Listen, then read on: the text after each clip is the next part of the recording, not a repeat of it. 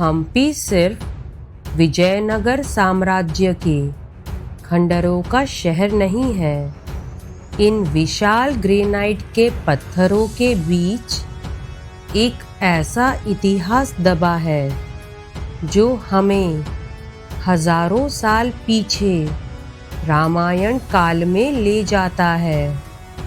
आज हम तुंगभद्रा नदी के किनारे एक ऐसी जगह के बारे में बात करेंगे जहां से एक महान युग की शुरुआत हुई थी, सुग्रीव की गुफा। मान्यता है कि यही वो जगह है जहां सुग्रीव अपने भाई बाली के डर से छिपे रहते थे।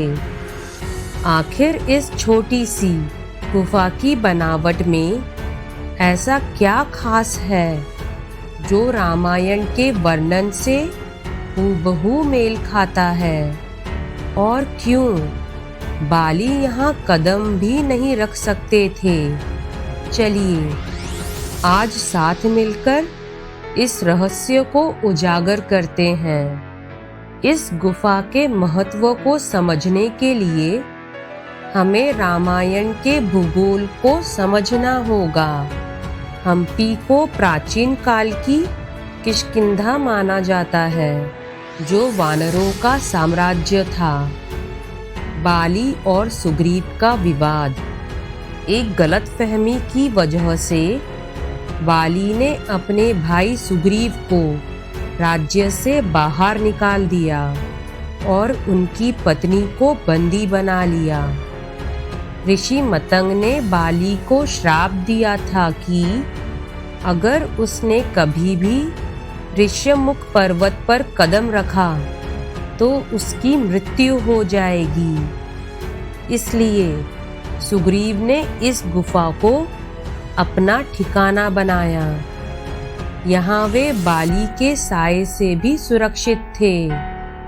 ये वही जगह है जहाँ सुग्रीव ने सबसे पहले प्रभु श्री राम और लक्ष्मण को नदी किनारे देखा था।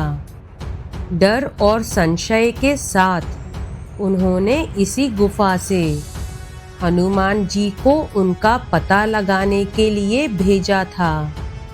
जब आप इस गुफा को करीब से देखेंगे तो आप पाएंगे कि ये कोई मानव निर्मित कमरा नहीं है। ये कुदरती तौर पर झुके हुए विशाल पत्थरों से बनी एक शरण स्थली है। इस गुफा की खास बातें। रहस्यमयी धारियाँ। गुफा की फर्श और दीवारों पर प्राकृतिक लकीरें हैं। स्थानीय लोगों का मानना है कि ये माता सीता के कपड़ों के निशान हैं। गहनों की पोटली का रहस्य। जब रावण सीता जी का हरण कर रहा था तब उन्होंने अपने गहने की एक पोटली नीचे गिरा दी थी। सुग्रीव ने इसी गुफा में बैठकर उस पोटली को सुरक्षित रखा था जब तक कि वे उसे श्री राम को सौंप नहीं पाए। सामरिक सुरक्षा।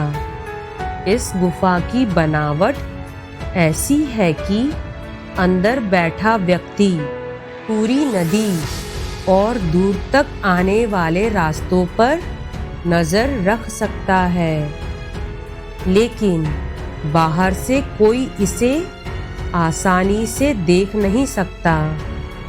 गुफा के अंदर राम, लक्ष्मण और हनुमान जी की कुछ नक्काशीदार मूर्तियां भी हैं। हालांकि ये बाद में बनाई गई, लेकिन ये इस स्थान की सदियों पुरानी पवित्रता को दर्शाती है। क्या विज्ञान और भूगोल इस कहानी का समर्थन करते हैं? वाल्मीकि रामायण के अरण्य कांड और किष्किंधा कांड में पंपा सरोवर, जिसे आज तुंगभद्रा माना जाता है, का जो वर्णन है वो यहाँ के नज़ारों से पूरी तरह मेल खाता है। नदी का घुमाव। ग्रंथों में बताया गया है कि नदी पर्वत के पास एक तीखा मोड़ लेती है। यदि आप गुफा के बाहर खड़े हो तो तुंगभद्रा ठीक वैसा ही सुंदर मोड़ लेती दिखाई देती है। वनस्पति। रामायण में इस क्षेत्र में पाए जाने वाले जिन पेड़ों जैसे पन्नाग और अशोक का जिक्र है वे आज भी यहाँ के परिवेश का हिस्सा हैं। ये देखना वाकई अद्भुत है कि हजारों साल पहले लिखा गया एक ग्रंथ और आज के भौतिक भूगोल में कितनी समानता है। चाहे आप इसे आस्था से देखें या इतिहास से, ये जुड़ाव आपको हैरान कर देगा। सुग्रीव की गुफा में जाना सिर्फ एक सैर नहीं बल्कि एक एहसास है। ये याद दिलाता है कि हमारे महाकाव्य सिर्फ कहानियाँ नहीं हैं, वे इसी मिट्टी और इन्हीं पत्थरों में रचे बसे हैं।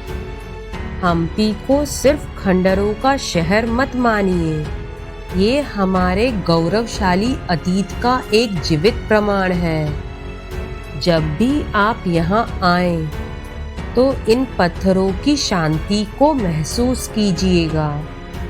शायद आपको आज भी यहाँ के हवाओं में उन वानरों की गूंज और श्री राम के आगमन की प्रतीक्षा सुनाई दे।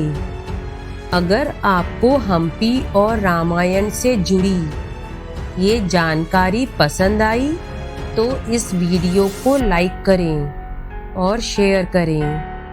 क्या आपने कभी हम्पी की यात्रा की है?